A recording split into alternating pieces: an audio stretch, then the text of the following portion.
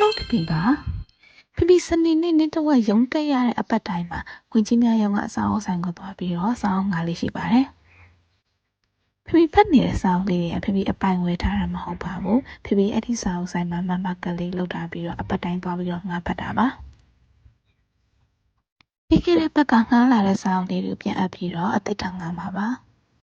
စောင်းဆိုင်လေးရလည်းတပတ်မှ2ရက်ပဲဖွင့်တာပေါ့နော်စနေတနင်္ဂနွေ2ရက်တည်းဖွင့်တာပါ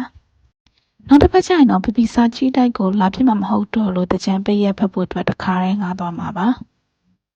ဆီယမကျူရဲ့ဝိတုဆောင်အုံနဲ့အာနာဆက်ဆိုတဲ့စာအုပ်လေးငါပြပါတယ်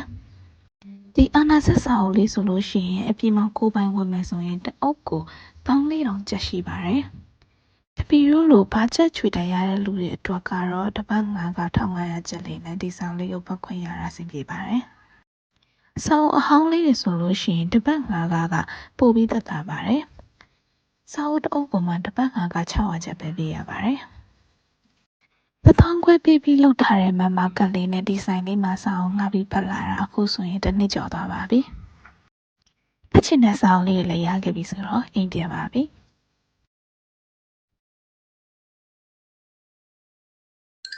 အဆုံးထိကြည့်ပြီးလို့ကျေးဇူးပါ။